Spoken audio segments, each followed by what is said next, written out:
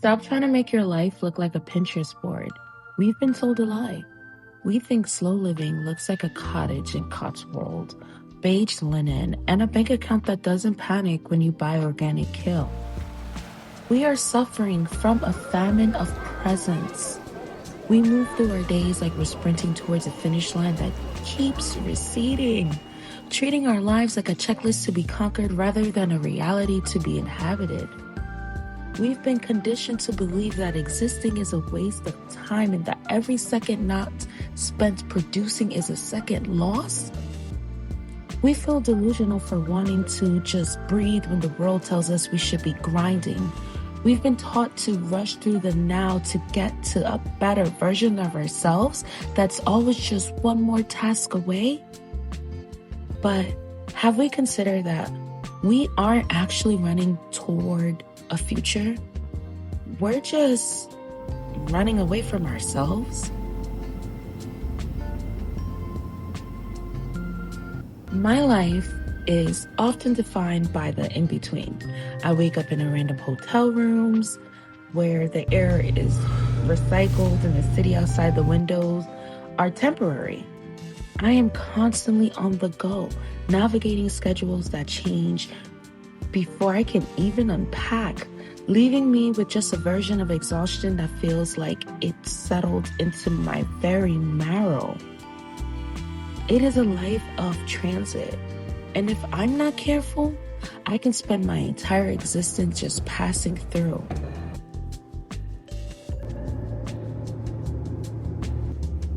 We are a generation who have become experts at the departure, but we've forgotten the art of the arrival in our own skin. Now, listen, young oldies, I know what you're thinking. You're looking at those girls online with the organic gardens and the linen sheets, and you think that that's the only way to slow down. But let's be for real. Most of us are out here living imposter lives, watered down version of someone else's dream just so we can be digestible. You don't need a mountain view to have a soul. You're out here waiting for a vibe to save you, but a vibe is just a filter. Real life is spicy, it's messy, it's happening right now in the overpriced apartment. So, how do we actually do this in our 30s? Reclaim the commute. Don't just stroll. Look at the sky. Notice the specific shade of the gray in the clouds. Turn the dead time into me time. Or if you're driving, a good podcast, an educational podcast. Use your time wisely. Single tasking. When you drink coffee, just drink coffee. Don't drink coffee and check the emails and worry about dinner. Taste the bean. Feel the heat. Enjoy the moment, not thinking about the next moment.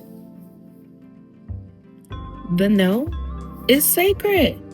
Slow living requires saying no to things that drain you so you can say yes to your own peace. Just say no right now. No, no, no, no, no. We made a discovery in the quiet of a random street in a city we didn't know. Slow living is not a destination, it is an interior architecture. It starts the moment we decide to stop being a passenger in our own lives. It's the realization that we can practice a Sabbath in a hotel room by choosing a book over the mindless hum of the television. It's the way we decide to cook at home, not as a chore, but as a ritual. We find the slow when we stop trying to beat the clock and start enjoying the sizzle of the pan and the smell of the spices. We found it when we stop strolling and start journaling, turning the chaos of our thoughts into something tangible and real. We practice this by adjusting the lifestyle to the grit of our own needs. For us, slow living Is waking up 10 minutes early just to be grateful for the day before the world demands its cut. It's taking a walk down a random city street and actually embracing its personality. The way the sun reflects off the rain puddle or the rhythm of how people interact. It's the 30-something woman or man choosing to learn a hobby that requires the time she was once told she didn't have. It's being conscious of our own breath while the train screeches, and the city roars around us. We are realizing that slow living is the intention we put behind the action. It is choosing which part of our day we will refuse to give away to the rush. Peace isn't out there in a remote cabin. We are creating it right here, in the kitchen, on the sidewalk, and in the in-between moments of our busy lives. Food here is so good. Service is slow because the food is good, so you can't complain. Slow living is a cure for the struggle, a survival tactic that allows us to be present in our own becoming. Like my mama did. Over here, seasoning. Well, at least I ain't put that much salt. She just put salt. Pepper, you can go wrong with that. He said I ain't putting that much salt. And look at the salt. Anyway, for $22, look at how much meat, y'all. I want some extra yogurt. Yes, y'all. I'm still eating. I was trying to get an angle. We reject the disservice of categorizing our peace as an aesthetic. It is a lifestyle, and we are the ones who get to pick where we slow down. And then I go work for Allegiant. Put some chapstick on those. Oh my God. He ain't gonna go far. That chapstick is missing. I think he's gonna leave for the laughing. He said he be out here in bed. I'm like, oh.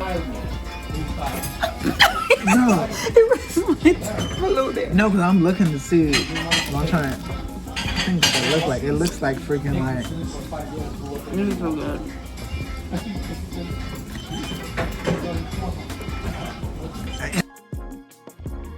We no longer wait for the world to stop spinning before we decide to stand still.